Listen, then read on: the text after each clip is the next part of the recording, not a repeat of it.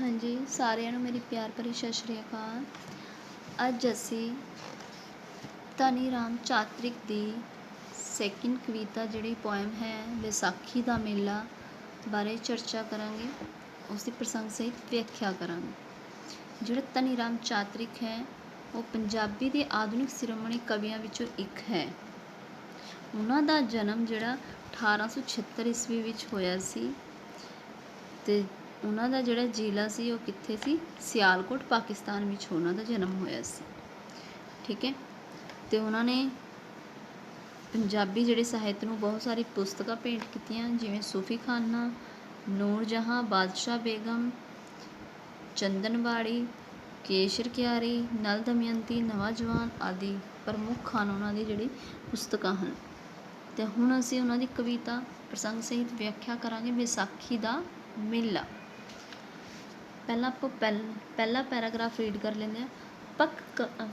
ਪੱਕ ਪੱਕੀਆਂ ਕਣਕਾਂ ਲੁਕਾਟ ਰਸਿਆ, ਲੁਕਾਟ ਰਸਿਆ, ਬੂਰ ਪਿਆ ਅੰਬਾਂ ਨੂੰ ਗੁਲਾਬ ਹੱਸਿਆ, ਬਾਗਾਂ ਉੱਤੇ ਰੰਗ ਫੇਰਿਆ ਬਹਾਰ ਨੇ, ਬੇਰੀਆਂ ਲਿਫਾਈਆਂ ਟਹਾਣੀਆਂ ਦੇ ਭਾਰ ਨੇ, ਪੁੰਗਰੀਆਂ ਵੱਲਾਂ ਵੇਲਾਂ ਰੁੱਖੀ ਚੜੀਆਂ, ਫੁੱਲਾਂ ਹੇਠੋਂ ਫੁੱਲਾਂ ਨੇ ਪਰੋਈਆਂ ਲੜੀਆਂ। ਹੁਣ ਅਸੀਂ ਇਸ ਦੇ ਜਿਹੜੇ ਡਿਫੀਕਲਟ ਵਰਡ ਨੇ ਉਹਨਾਂ ਬਾਰੇ ਇੱਕ ਵਾਰ ਜਾਣ ਲੈਂਦੇ ਹਾਂ। ਲੁਕਾਟ ਹੁੰਦਾ ਹੈ ਇੱਕ ਫਲ ਦੀ ਕਿਸਮ ਦਾ ਨਾਮ, ਯਾਨੀ ਕਿ ਇੱਕ ਤਰ੍ਹਾਂ ਦਾ ਫਲ ਹੁੰਦਾ ਹੈ, ਕਿਸਮ ਹੁੰਦੀ ਹੈ ਫਲ ਦੀ, ਲੁਕਾਟ। ਰਸਿਆ ਹੁੰਦਾ ਹੈ ਰਸ ਨਾਲ ਭਰਿਆ, ਹੱਸਿਆ ਖਿੜ ਗਿਆ, ਬਹਾਰ ਹੁੰਦੀ ਹੈ ਬਸੰਤ ਰੁੱਤ, ਲਿਫਾਈਆਂ ਹੁੰਦੀਆਂ ਨੀਵੀਆਂ ਹੋ ਜਾਣੀ, ਨੀਵੀਆਂ ਹੋ ਗਈਆਂ। ਇਸ ਤੋਂ ਬਾਅਦ ਹੈ ਸਵੱਲੀ ਨਜ਼ਰ, ਯਾਨੀ ਕਿ ਚੰਗੀ ਮੇਹਰ ਵਾਲੀ। ਸਾਈਂ ਹੁੰਦਾ ਹੈ ਪਰਮਾਤਮਾ, ਨਿਗਾਹ ਹੁੰਦਾ ਹੈ ਨਜ਼ਰ, ਸਵੱਲੀ ਹੁੰਦੀ ਹੈ ਚੰਗੀ ਮੇਹਰ। ਠੀਕ ਹੈ। ਹੁਣ ਅਸੀਂ ਇਸ ਦੀ ਪ੍ਰਸੰਗ ਸਹਿਤ ਵਿਆਖਿਆ ਕਰਾਂਗੇ। ਮੈਂ ਲਾਸਟ ਵੀਡੀਓ 'ਚ ਜਦੋਂ ਤੁਸੀਂ ਪੋਇਮ ਕਰਵਾਏ ਸੀ ਫਸਟ, ਤਾਂ ਵੀ ਮੈਂ ਤੁਹਾਨੂੰ ਪ੍ਰਸੰਗ ਸਹਿਤ ਵਿਆਖਿਆ ਦੱਸੀ ਸੀ। ਅਤੇ ਇੱਕ ਵਾਰ ਫਿਰ ਅਸੀਂ ਟਰਾਈ ਕਰਦੇ ਹਾਂ ਕਿ ਇਹ ਕਾਵਿ ਟੋਟਾ ਸਾਡੀ ਪੰਜਾਬੀ ਸਾਹਿਤਮਾਲਾ ਨੂੰ ਪਾਠ ਪੁਸਤਕ ਵਿੱਚ ਦਰਜ ਧਨੀ ਰਾਮ ਚਾਤ੍ਰਿਕ ਦੀ ਕਵਿਤਾ ਵਿਸਾਖੀ ਦਾ ਮੇਲਾ ਵਿੱਚੋਂ ਲਈ ਗਈ ਹੈ। ਇਸ ਵਿੱਚੋਂ ਕਵੀ ਨੇ ਵਿਸਾਖੀ ਦੇ ਮੇਲੇ ਦੀਆਂ ਰੌਣਕਾਂ ਦਾ ਵਰਣਨ ਕੀਤਾ ਹੈ ਕਿ ਫਸਲਾਂ ਪੱਕ ਜਾਂਦੀਆਂ ਹਨ ਅਤੇ ਫਸਲਾਂ ਪੱਕਣ ਦੀ ਖੁਸ਼ੀ ਵਿੱਚ ਜਿਹੜਾ ਵਿਸਾਖੀ ਦਾ ਮੇਲਾ ਲੱਗਦਾ ਹੈ ਅਤੇ ਭਵਿੱਖ ਵਿੱਚ ਆਉਣ ਵਾਲੀ ਖੁਸ਼ੀਆਂ ਦਾ ਜਿਹੜਾ ਸੁਨੇਹਾ ਇਹ ਮੇਲਾ ਲੈ ਕੇ ਆਉਂਦਾ ਹੈ। ਠੀਕ ਹੈ। ਹੁਣ ਅਸੀਂ ਇਸ ਦੀ ਵਿਆਖਿਆ ਕਰਾਂਗੇ ਕਿ ਪੱਕ ਗਈਆਂ ਕਣਕਾਂ ਲੁਕਾਟ ਰਸਿਆ। ਕਵੀ ਕਹਿੰਦਾ ਹੈ ਕਿ ਪੱਕ ਗਈਆਂ ਕਣਕਾਂ, ਕਿ ਕਣਕਾਂ ਜਿਹੜੀਆਂ ਪੱਕ ਕੇ ਤਿਆਰ ਹੋ ਗਈਆਂ ਹਨ। ਲੁਕਾਟ ਰਸਿਆ, ਕਿ ਲੁਕਾਠਾਂ ਵਿੱਚ ਰਸ ਪੈ ਗਿਆ ਹੈ, ਜਿਹੜਾ ਫਲ ਲੁਕਾਟ ਹੈ ਉਹ ਵੀ ਰਸ ਨਾਲ ਭਰ ਗਏ ਹਨ। ਬੂਰ ਪਿਆ ਅੰਬਾਂ ਨੂੰ ਗੁਲਾਬ ਹੱਸਿਆ, ਕਿ ਅੰਬਾਂ ਦੇ ਬੂਟਿਆਂ ਨੂੰ ਬੂਰ ਲੱਗ ਗਿਆ ਹੈ ਅਤੇ ਗੁਲਾਬ ਦੇ ਫੁੱਲ ਖਿੜ ਪਏ ਹਨ। ਬਾਗਾਂ ਵਿੱਚ ਰੰਗ ਫੇਰਿਆ ਬਹਾਰ ਨੇ, ਕਿ ਬਸੰਤ ਦੀ ਰੁੱਤ ਨੇ ਬਾਗਾਂ ਦੀ ਨੁਹਾਰ ਬਦਲ ਦਿੱਤੀ, ਯਾਨੀ ਕਿ ਚਾਰੋਂ ਪਾਸੇ ਹਰੀ ਭਰੀ ਜਿਹੜੀ ਹਰਿਆਲੀ ਹੈ, ਫੁੱਲ ਬੂਟੇ ਨੇ ਉਹ ਚੰਗੀ ਤਰ੍ਹਾਂ ਖਿੜ ਗਏ ਨੇ। ਉਹ ਬਸੰਤ ਰੁੱਤ ਵਿੱਚ ਖਿੜਦੇ ਨੇ ਨਾ, ਅਤੇ ਬਾਗਾਂ ਦੀ ਰੌਣਕ ਵਾਪਿਸ ਆ ਜਾਂਦੀ ਹੈ। ਤਾਂ ਇਸ ਕਰਕੇ ਕਿਹਾ ਹੈ ਕਿ ਬਸੰਤ ਰੁੱਤ ਨੇ ਬਾਗਾਂ ਦੀ ਨੁਹਾਰ ਹੀ ਬਦਲ ਦਿੱਤੀ ਹੈ, ਉਹਨਾਂ ਨੂੰ ਰੰਗ ਬਿਰੰਗਾ ਕਰ ਦਿੱਤਾ ਹੈ। ਬੇਰੀਆਂ ਲਿਫਾਈਆਂ ਟਹਾਣੀਆਂ ਦੇ ਭਾਰ, ਕਿ ਜਿਹੜੇ ਬੇਰੀਆਂ ਦੇ ਦਰਖਤਾਂ ਦੀਆਂ ਜਿਹੜੀ ਟਾਹਣੀਆਂ ਨੇ ਉਹ ਬੇਰਾਂ ਦੇ ਭਾਰ ਨਾਲ ਨੀਵੀਆਂ ਹੋ ਗਈਆਂ। ਕਿ ਬੇਰੀਆਂ ਲਿਫਾਈਆਂ ਹੁੰਦੇ ਨੀਵੀਆਂ ਹੋ ਜਾਣੀਆਂ, ਟਹਿਣੀਆਂ ਨੀਵੀਆਂ ਹੋ ਜਾਂਦੀਆਂ ਹਨ। ਕਿਵੇਂ ਹੋ ਜਾਂਦੇ? ਭਾਰ ਨਾਲ। ਤਾਂ ਭਾਰ ਕਿਵੇਂ ਹੋਏਗਾ ਉਹਨਾਂ 'ਤੇ? ਜਦੋਂ ਉਹਨਾਂ 'ਤੇ ਬੇਰ ਲੱਗ ਜਾਣਗੇ, ਕਿ ਜਿਹੜੇ ਬੇਰੀਆਂ ਦੇ ਜਿਹੜੇ ਰੁੱਖ ਨੇ ਉਹਨਾਂ ਦੀ ਟਾਹਣੀਆਂ ਬੇਰਾਂ ਦੇ ਭਾਰ ਨਾਲ ਨੀਵੀਆਂ ਹੋ ਗਈਆਂ ਹਨ। ਪੁੰਗਰੀਆਂ ਵੱਲਾਂ ਵੇਲਾਂ ਰੁੱਖ ਚੜੀਆਂ, ਪੁੰਗਰੀਆਂ ਯਾਨੀ ਕਿ ਜਿਹੜੇ ਦਰਖਤਾਂ ਨਾਲ ਚਿੰਬੜੀਆਂ ਹੋਈਆਂ ਜਿਹੜੀਆਂ ਵੇਲਾਂ ਹਨ ਉਹ ਪੁੰਗਰ ਗਈਆਂ ਹਨ। ਠੀਕ ਹੈ। ਪੁੰਗਰੀਆਂ ਵੱਲਾਂ ਵੀ ਉਹ ਵੀ ਫੁੱਟ ਗਈਆਂ ਨੇ। ਵੇਲਾਂ ਰੁੱਖਾਂ ਚੜੀਆਂ, ਕਿ ਰੁੱਖਾਂ ਦੇ ਨਾਲ ਚਿੰਬੜੀ ਹੋਈ ਜਿਹੜੀ ਵੇਲਾਂ ਹੁੰਦੀਆਂ ਹਨ ਉਹ ਪੁੰਗਰ ਗਈਆਂ ਹਨ। ਫੁੱਲਾਂ ਹੇਠੋਂ ਫਲਾਂ ਨੇ ਪਰੋਈਆਂ ਲੜੀਆਂ, ਕਿ ਦਰਖਤਾਂ ਵਿੱਚੋਂ ਜਿਹੜੇ ਫੁੱਲ ਲੱਗਦੇ ਹਨ ਤੇ ਉਹਨਾਂ ਦੇ ਹੇਠ ਹੁਣ ਫਲ ਵੀ ਲੱਗ ਗਏ ਹਨ, ਕਿਉਂਕਿ ਪਹਿਲਾਂ ਜਿਹੜੇ ਫਲਾਂ ਵਾਲੇ ਰੁੱਖ ਹੁੰਦੇ ਹਨ ਉਹਨਾਂ ਉੱਤੇ ਫੁੱਲ ਆਉਂਦੇ ਹਨ, ਬੂਰ ਆਉਂਦਾ ਹੈ ਤੇ ਉਸ ਤੋਂ ਬਾਅਦ ਫਲ ਆਉਂਦੇ ਹਨ। ਠੀਕ ਹੈ। ਸਾਈਂ ਦੀ ਨਿਗਾਹ ਜਗ ਤੇ ਸਵੱਲੀ ਹੈ, ਚੱਲਣੀ ਪ੍ਰੇਮੀਏ ਵਿਸਾਖੀ। ਚਲੀਏ ਕਿ ਸਾਈਂ ਪਰਮਾਤਮਾ ਦੀ ਦੁਨੀਆ ਉੱਤੇ ਮਿਹਰ ਹੈ ਤੇ ਕਵੀ ਆਪਣੇ ਪ੍ਰੇਮੀਆਂ ਨੂੰ ਕਹਿੰਦਾ ਹੈ ਕਿ ਆਪਾਂ ਵਿਸਾਖੀ ਦੇ ਮੇਲੇ ਦਾ ਆਨੰਦ ਮੰਨੀਏ।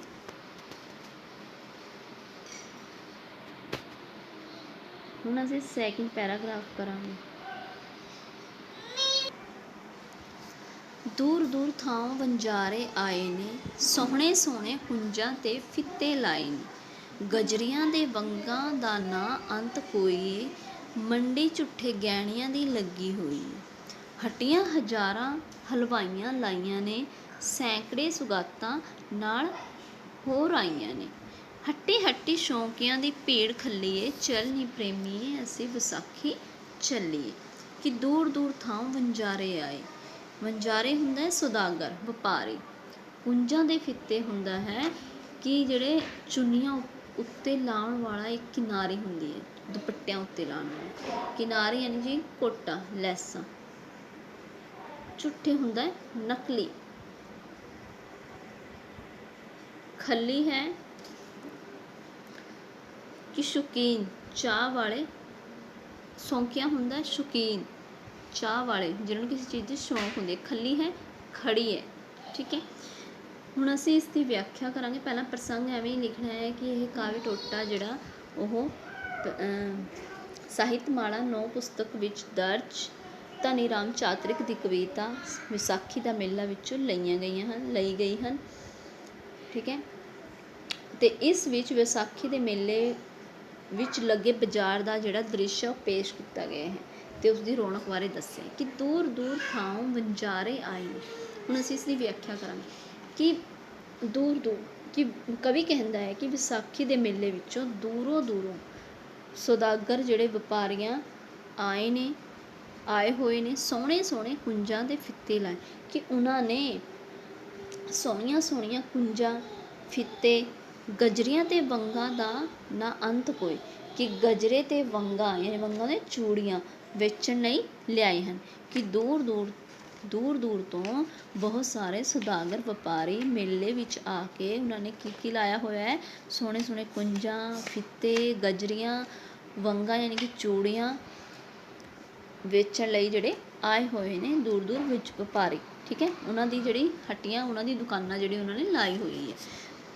ਮੰਡੀ ਝੁੱਠੇ ਗਹਿਣਿਆਂ ਦੀ ਲੱਗੀ ਹੋਈ ਹੈ, ਕਿ ਇੱਥੇ ਮੇਲੇ ਵਿੱਚ ਕੀ ਲੱਗਿਆ ਹੋਇਆ ਹੈ, ਕਿ ਮੇਲੇ ਵਿੱਚ ਬਨਾਵਟੀ ਜਿਹੜੇ ਗਹਿਣੇ ਹੁੰਦੇ ਹਨ ਉਹਨਾਂ ਦਾ ਵੀ ਬਾਜ਼ਾਰ ਸਜਿਆ ਹੋਇਆ ਹੈ। ਹੱਟੀਆਂ ਹਜ਼ਾਰਾਂ ਹਲਵਾਈਆਂ ਲਾਈਆਂ ਨੇ, ਯਾਨੀ ਕਿ ਹਲਵਾਈਆਂ ਨੇ ਵੀ ਬਹੁਤ ਸਾਰੀ ਮਿਠਾਈਆਂ ਦੀਆਂ ਦੁਕਾਨਾਂ ਲਾਈਆਂ ਹੋਈਆਂ ਨੇ। ਸੈਂਕੜੇ ਸੁਗਾਤਾਂ ਨਾਲੇ ਹੋਰ ਲਾਈਆਂ ਨੇ, ਕਿ ਅਤੇ ਹੋਰ ਬਹੁਤ ਸਾਰੇ ਜਿਹੜੀ ਚੀਜ਼ਾਂ ਹਨ ਉਹ ਵਿਕਣ ਆਈਆਂ ਹੋਈਆਂ ਨੇ। ਸੈਂਕੜੇ ਸੁਗਾਤਾਂ ਹੋਰ, ਕਿਉਂਕਿ ਹੋਰ ਵੀ ਬਹੁਤ ਸਾਰੀਆਂ ਜਿਹੜੀ ਚੀਜ਼ਾਂ ਹਨ, ਬਹੁਤ ਸਾਰੀਆਂ ਚੀਜ਼ਾਂ ਵਿਕਣ ਆਈਆਂ ਹੋਈਆਂ ਨੇ ਮੇਲੇ ਵਿੱਚ। ਹੱਟੀ ਹੱਟੀ ਸ਼ੌਂਕੀਆਂ ਦੀ ਭੀੜ ਖੱਲੀ ਹੈ, ਕਿ ਮੇਲਾ ਵੇਖਣ ਅਤੇ ਚੀਜ਼ਾਂ ਖਰੀਦਣ ਵਾਲਿਆਂ ਦੀ ਦੁਕਾਨਾਂ ਉੱਤੇ ਬਹੁਤ ਭਾਰੀ ਭੀੜ ਹੈ।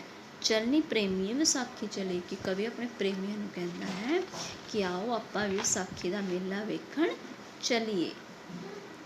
ਇਸ ਤੋਂ ਬਾਅਦ ਸਾਡਾ ਥਰਡ ਪੈਰਾਗ੍ਰਾਫ ਹੈ ਕਿ ਥਾਈਂ ਥਾਈਂ ਖੇਡਾਂ ਤੇ ਭੰਗੂੜੇ ਆਏ ਨੇ, ਜੋਗੀਆਂ ਮਦਾਰੀਆਂ ਤਮਾਸ਼ੇ ਲਾਏ ਨੇ। ਵੰਜਲੀ ਲਗੋਜਾ ਕਾਟੋ ਤੁੰਬਾ ਵੱਜਦੇ, ਛਿੰਝ ਵਿੱਚ ਸੁਰੇ ਪਹਿਲਵਾਨ ਗੱਜਦੇ।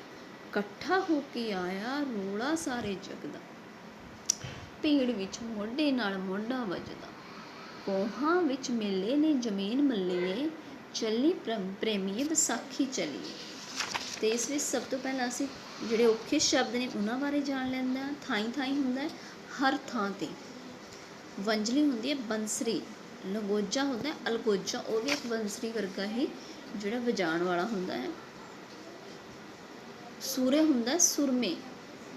ਛਿੰਝ ਹੁੰਦਾ ਘੋਲ, ਅਖਾੜਾ ਜਿਹਨੂੰ ਅਸੀਂ ਬੋਲਦੇ ਹਾਂ। ਇਕੱਠਾ ਹੁੰਦਾ ਇਕੱਠ। ਕੋਹਾਂ ਜਿਸ ਵਿੱਚ 2 ਕਿਲੋਮੀਟਰ ਦਾ ਫਾਸਲਾ ਹੋਵੇ, ਕੋਹਾ ਵੀ 2 ਕਿਲੋਮੀਟਰ ਦੀ ਦੂਰੀ। ਮੱਲੀ ਥਾਂ ਘੇਰਣੀ, ਥਾਂ ਘੇਰੀ ਹੋਈ।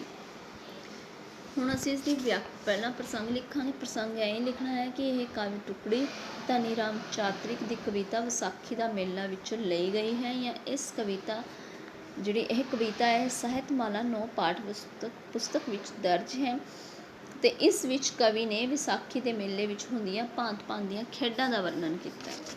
ਹੁਣ ਅਸੀਂ ਇਸ ਦੀ ਵਿਆਖਿਆ ਕਰਾਂਗੇ ਕਿ ਥਾਈਂ ਥਾਈਂ ਖੇਡਾਂ ਤੇ ਪੰਘੂੜੇ ਆਏ ਨੇ, ਕਿ ਮੇਲੇ ਵਿੱਚ ਕਈ ਥਾਵਾਂ 'ਤੇ ਅਲੱਗ-ਅਲੱਗ ਤਰ੍ਹਾਂ ਦੀਆਂ ਖੇਡਾਂ ਤੇ ਝੂਟੇ ਲੈਣ ਵਾਲੇ ਪੰਘੂੜੇ ਲੱਗੇ ਹੋਏ ਨੇ। ਜੋਗੀਆਂ ਮੰਦਾਰੀਆਂ ਤਮਾਸ਼ੇ ਲਾਏ ਨੇ। ਜੋਗੀ ਅਤੇ ਮੰਦਾਰੀ ਆਪਣਾ ਆਪਣਾ ਤਮਾਸ਼ਾ ਵਿਖਾ ਰਹੇ ਨੇ। ਵੰਜਲੀ, ਲਗੋਜਾ, ਕਾਂਟੋ, ਤੁੱਬਾ ਵੱਜਦੇ, ਕਿ ਮੇਲੇ ਵਿੱਚ ਕੀ ਸਾਜ਼ ਵੱਜ ਰਹੇ ਨੇ। ਵੰਜਲੀ ਯਾਨੀ ਕਿ ਬੰਸਰੀ ਵੱਜ ਰਹੀ ਹੈ, ਲਗੋਜਾ ਵੱਜ ਰਿਹਾ, ਕਾਂਟੋ ਅਤੇ ਤੁੰਬਾ ਆਦਿ ਸਾਜ਼ ਵੱਜ ਰਹੇ ਹਨ। ਛਿੰਝ ਵਿੱਚ ਸੂਰੇ ਪਹਿਲਵਾਨ ਗੱਜਦੇ, ਕਿ ਘੋਲ ਦੇ ਮੈਦਾਨ ਵਿੱਚ ਜਿਹੜੇ ਘੁਲਣ ਵਾਲੇ ਜਿਹੜੇ ਬਹਾਦਰ ਹਨ, ਜਿਹੜੇ ਸੁਰਮੇ ਹਨ, ਉਹ ਪਹਿਲਵਾਨ ਬੜਕਾਂ ਮਾਰ ਰਹੇ ਹਨ। ਭੀੜ ਨਾਲ ਇਕੱਠਾ ਹੋ ਕੇ ਆਇਆ ਰੌਲਾ ਸਾਰੇ ਜਗ ਦਾ, ਕਿ ਇੰਝ ਲੱਗ ਰਿਹਾ ਹੈ ਜਿਵੇਂ ਸਾਰੇ ਜਹਾਨ ਦਾ ਜਿਹੜਾ ਸ਼ੋਰ ਹੈ ਉਹ ਮੇਲੇ ਵਿੱਚ ਹੀ ਪੈ ਗਿਆ ਹੈ, ਕਿ ਇੰਨਾ ਇਕੱਠਾ ਹੋਇਆ ਹੈ, ਕਿ ਇੰਨਾ ਰੌਲਾ ਪੈ ਰਿਹਾ, ਇੰਨਾ ਸ਼ੋਰ ਹੋ ਰਿਹਾ ਹੈ ਕਿ ਐਵੇਂ ਲੱਗਦਾ ਜਿਵੇਂ ਸਾਰੀ ਦੁਨੀਆ ਇੱਧਰ ਹੀ ਇਕੱਠੀ ਹੋਈ ਹੈ। ਭੀੜ ਵਿੱਚ ਮੋਢੇ ਨਾਲ ਮੋਢਾ ਵੱਜਦਾ, ਕਿ ਭੀੜ ਵਿੱਚ ਮੋਢੇ ਨਾਲ ਮੋਢਾ ਖਹਿ ਰਿਹਾ ਹੈ, ਵੀ ਇੰਨੀ ਜ਼ਿਆਦਾ ਭੀੜ ਹੈ, ਇੱਕ ਦੂਜੇ ਨਾਲ ਮੋਢਾ ਖਹਿ ਰਹੇ ਹਨ। ਕੋਹਾਂ ਵਿੱਚ ਮੇਲੇ ਨੇ ਜ਼ਮੀਨ ਮੱਲੀ ਹੈ, ਕਿ ਮੇਲੇ ਦੀਆਂ ਜਿਹੜੀਆਂ ਰੌਣਕਾਂ ਹਨ ਉਹ ਕੋਹਾਂ ਤੱਕ, ਯਾਨੀ ਕਿ 2 ਕਿਲੋਮੀਟਰ ਦੇ ਏਰੀਏ ਤੱਕ ਜਿਹੜੀ ਹੈ ਕੋਹਾਂ ਤੱਕ ਫੈਲੀਆਂ ਹੋਈਆਂ ਨੇ, ਕਿ ਜ਼ਮੀਨ ਨੇ ਇੰਨੀ ਜ਼ਿਆਦਾ ਮੇਲੇ ਨੇ ਇੰਨੀ ਜ਼ਿਆਦਾ ਥਾਂ ਘੇਰੀ ਹੋਈ ਹੈ। ਭਾਵ ਦੂਰ ਦੂਰ ਤੱਕ ਮੇਲਾ ਲੱਗਿਆ ਹੋਇਆ ਹੈ, ਕਿ ਚੱਲ ਨੀ ਪ੍ਰੇਮੀ ਵਿਸਾਖੀ ਚੱਲੇ, ਚੱਲ ਪ੍ਰੇਮੀਏ ਅਸੀਂ ਹੁਣ ਵਿਸਾਖੀ ਦਾ ਮੇਲਾ ਵੇਖਣ ਚੱਲਦੇ ਹਾਂ। ਇਹ ਬਹੁਤ ਹੀ ਈਜ਼ੀ ਕਵਿਤਾ ਸੀ ਜਿਹੜੀ ਧਨੀ ਰਾਮ ਚਾਤ੍ਰਿਕ ਦੀ ਲਿਖੀ ਹੋਈ ਹੈ, ਅਤੇ ਆਈ ਹੋਪ ਤੁਹਾਨੂੰ ਇਸ ਦੀ ਵਿਆਖਿਆ ਸਮਝ ਆਈ ਹੋਏਗੀ, ਅਤੇ ਤੁਸੀਂ ਵੀ ਅੱਜ ਘਰ ਟਰਾਈ ਕਰਨਾ ਇਸ ਨੂੰ ਸੁਣ ਕੇ ਵੀਡੀਓ ਨੂੰ, ਅਤੇ ਨੈਕਸਟ ਅਸੀਂ ਇਸ ਦੇ ਕੁਐਸਚਨ ਆਨਸਰ ਕਰਾਂਗੇ। Thank you.